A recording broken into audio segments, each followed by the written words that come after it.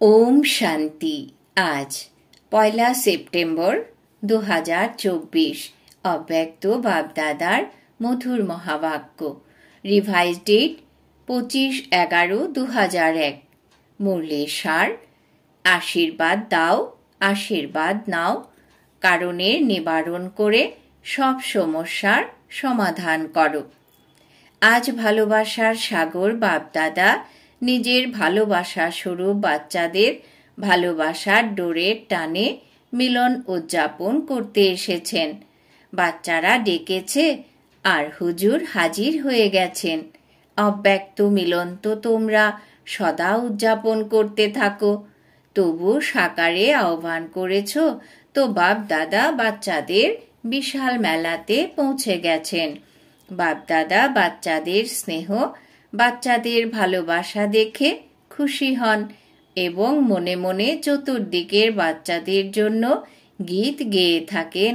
বাহ, শ্রেষ্ঠ ভাগ্যবান বাচ্চারা, বাহ, ভগবানের ভালোবাসার যোগ্য আত্মা, বাহ, এত বড় ভাগ্য আর এত সাধারণভাবে সহজে প্রাপ্ত হতে পারে এটা স্বপ্নেও তোমরা ভাবনি, কিন্তু আজ সাকার রূপে ভাগ্যকে দেখছো। বাপদাদা দেখছেন যে দূরে বসেও বাচ্চারা মিলন মেলা উদযাপন করছে। বাপদাদা তাদেরকে দেখে মিলন উদযাপন করছেন। মাতাদের মেজরিটির গোল্ডেন চান্স প্রাপ্ত হয়েছে এবং বাপদাদাও বিশেষ শক্তি সেনা দেখে খুশি হন যে 4 দেয়ালের মধ্যে থাকা মাতারা বাবার দ্বারা বিশ্ব কল্যাণকারী হয়ে বিশ্বের রাজ্য অধিকারী হয়ে গেছো নাকি হচ্ছ? কি বলবে? হয়ে গেছো তো, তাই না? বিশ্ব রাজত্বের মাখনের গোলা তোমাদের সকলের হাতে রয়েছে তো না? বাপদাদা দেখেছেন যে মাতারাই মধুবনে পৌঁছেছে তাদের একটা ব্যাপারে খুব খুশি। কোন খুশি? বাপদাদা আমরা সব মাতাকে বিশেষভাবে আহ্বান জানিয়েছেন, সুতরাং মাতাদের প্রতি বিশেষ ভালোবাসা আছে না? নেশার সাথে বলে, বাপদাদা আহ্বান জানিয়েছেন, আমাকে আহ্বান করেছেন, আমি কেন আসব না? বাপদাদাও সকলের আধ্যাত্ম আলাপচারিতা শুনতে থাকেন, এই খুশির নেশা দেখতে থাকেন। কার্যত পাণ্ডবও কম নয়। পাণ্ডব ব্যতীত বিশ্বের কার্যের সমাপ্তি হতে পারে না, কিন্তু আজ পাণ্ডবরা মাতাদেরকে বিশেষভাবে সামনে রেখেছে।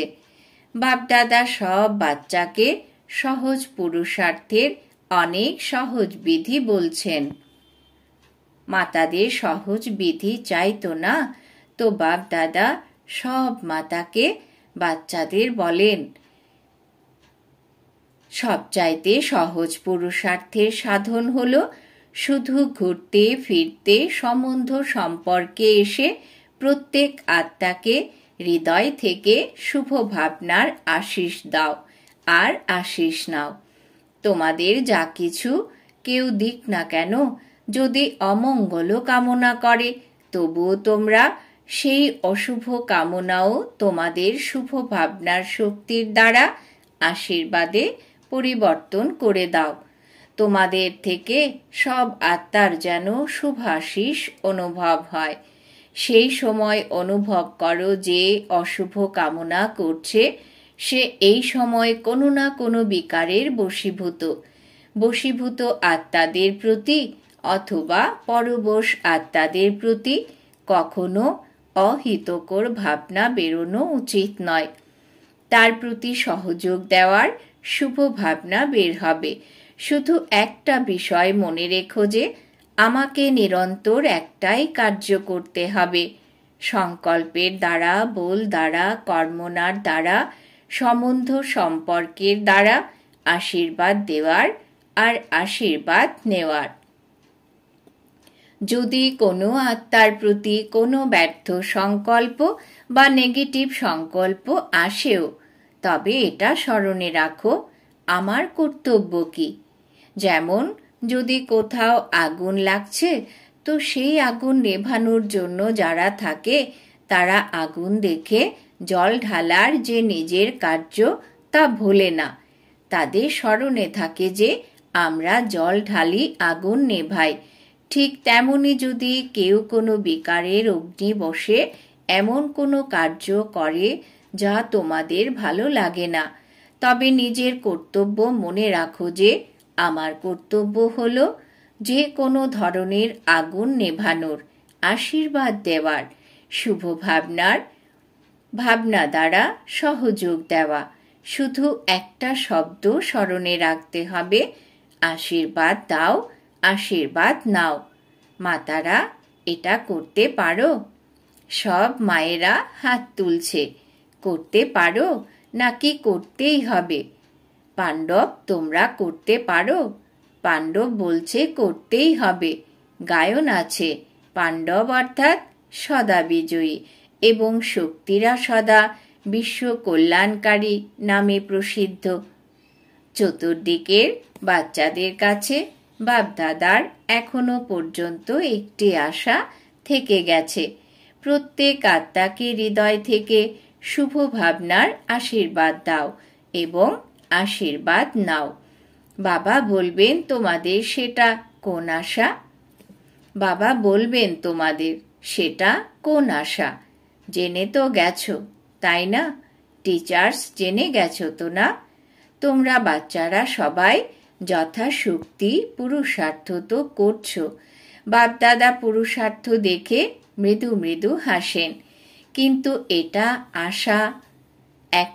আশা এটাই যে পুরুষার্থে এখন তীব্র গতি প্রয়োজন। পুরুষার্থ হয়, কিন্তু এখন তীব্র গতি প্রয়োজন।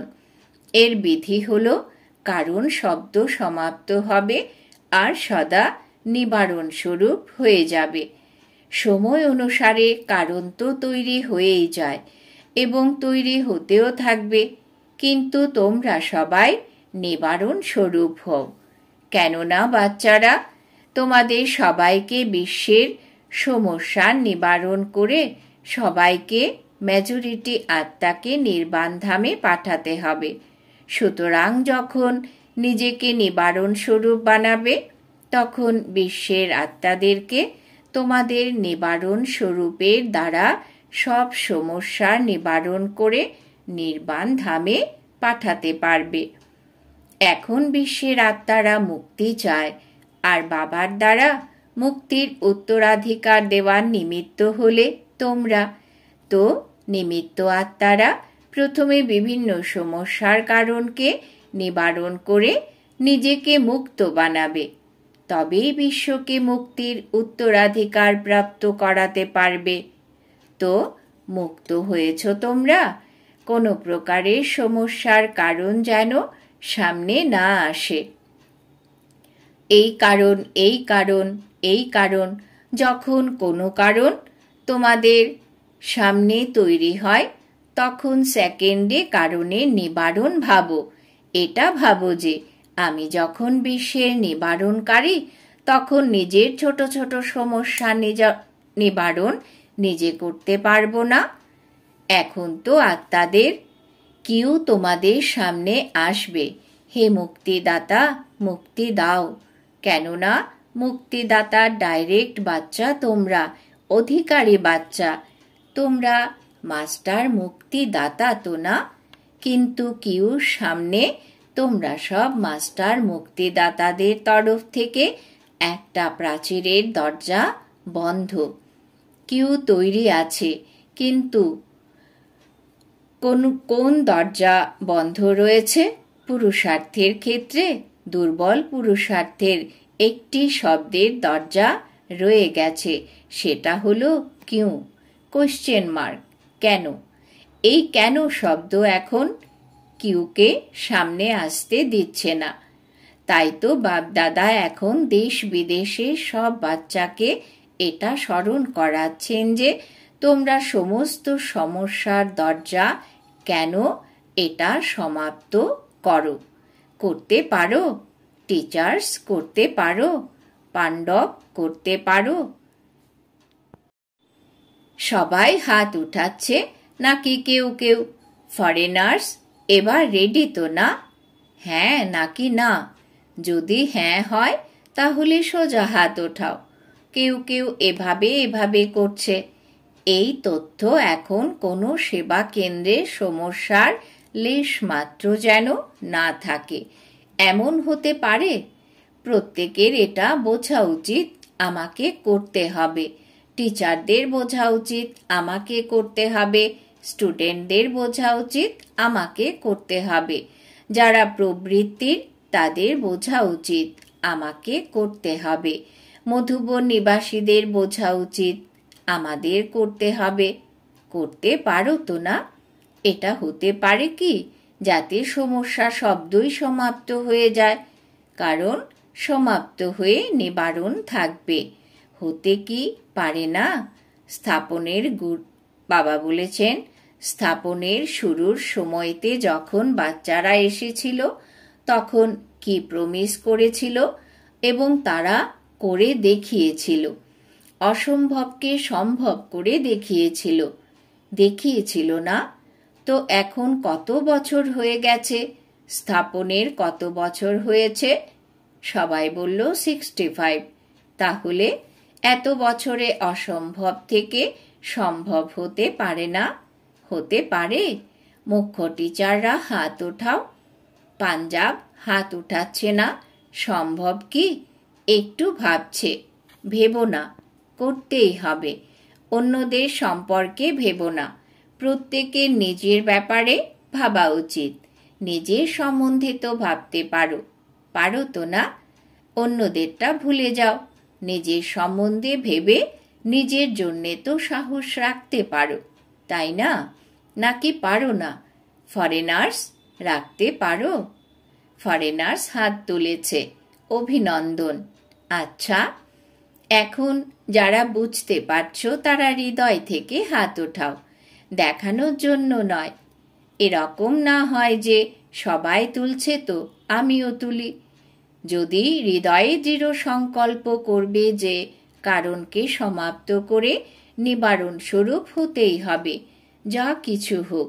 যদি সহনও করতে হয়, মায়ার মোকাবেলা করতে হয়, তোমাদের সম্বন্ধ সম্পর্কে একে অপরকে যদি সহন করতে হয়, আমি সমস্যা হব না। হতে পারে? যদি দৃঢ় নিশ্চয় আছে তো পেছন থেকে নিয়ে সামনে পর্যন্ত তোমরা হাত ওঠাও। বাপদাদা সবাইকে হাত দিয়ে তুলিয়েছেন। বাপদাদা সবাইকে দিয়ে হাত তুলিয়েছেন এবং সমস্ত দৃশ্য টিভিতে দেখেছেন। ঠিক আছে তো না? এক্সারসাইজ হয়ে গেল। এর জন্য বাপদাদা তোমাদের হাত উঠিয়ে থাকেন।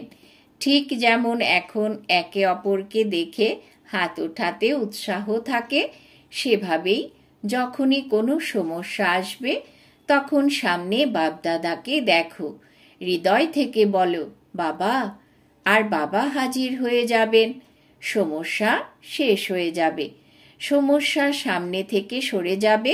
আর আমার কর্তব্য হলো যে কোনো ধরনের আগুন নেভানোর আশীর্বাদ দেওয়ার।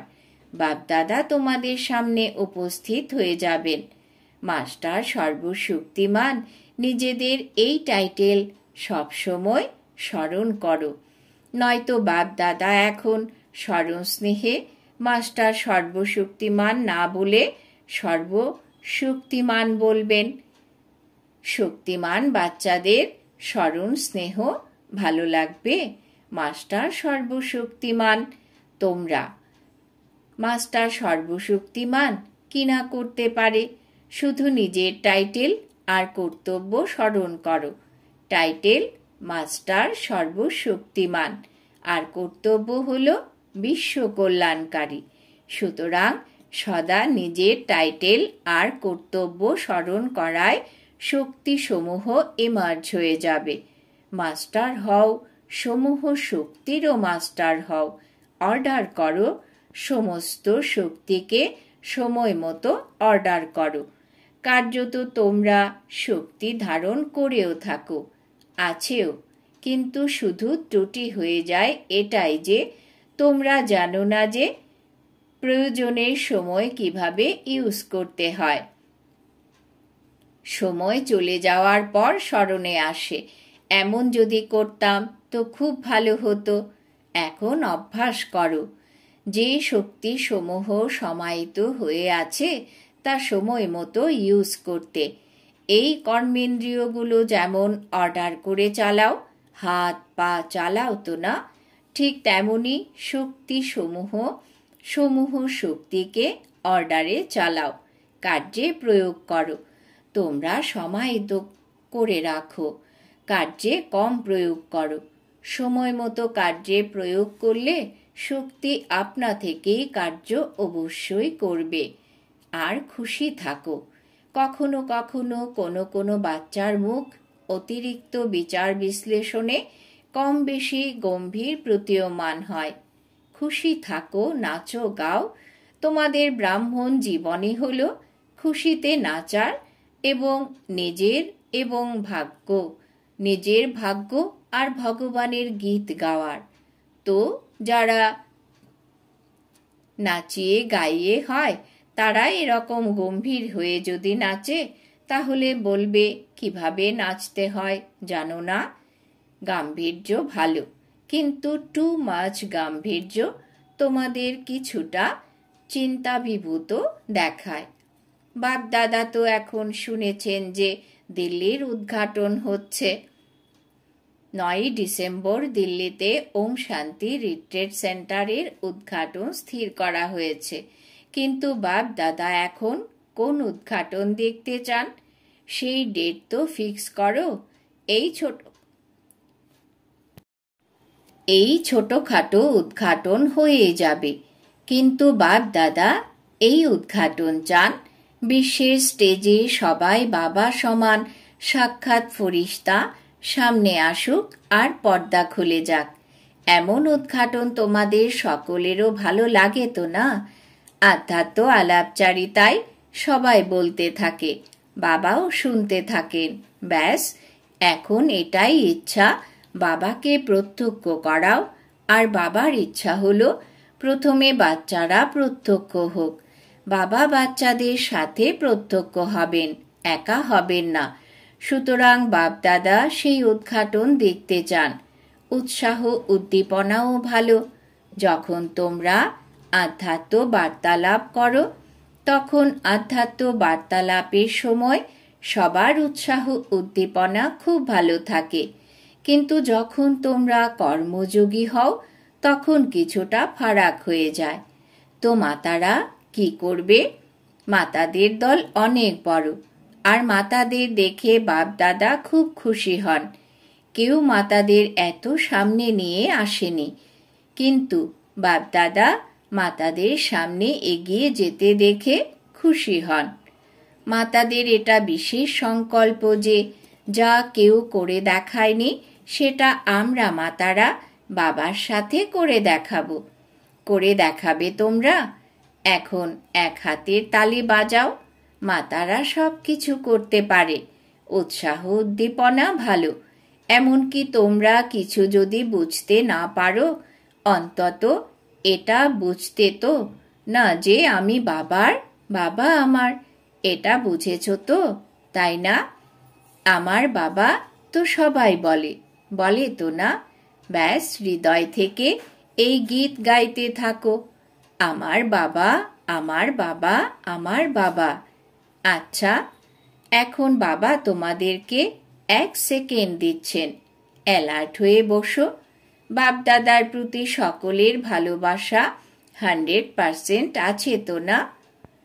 ভালোবাসা তো পার্সেন্টেজে নেই, তাই না? 100% আছে।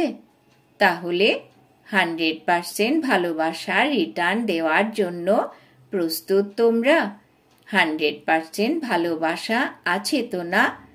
যার কিছু কম আছে সে হাত তোলো, পরে বেঁচে যাবে। যদি কম থাকে তো হাত তোলো। তোমাদের মধ্যে যাদের 100% ভালোবাসা নেই তারা হাত তোলো। বাবা ভালোবাসার ব্যাপারে বলছেন, 2-1 জন হাত তুলছে। আচ্ছা, ভালোবাসা নেই, কোনো অসুবিধা নেই, হয়ে যাবে। যাবে কোথায়? ভালোবাসতে তো হবেই। আচ্ছা, এখন সবাই অ্যালার্ট হয়ে বসেছ তো? এখন সবাই ভালোবাসার রিটার্নে 1 সেকেন্ড বাবার সামনে অন্তর্মুখী হয়ে নিজের অন্তর থেকে হৃদয়ে সংকল্প করতে পারবে যে এখন থেকে আমি নিজের প্রতি এবং অন্যদের প্রতি সমস্যা হয়ে উঠব না।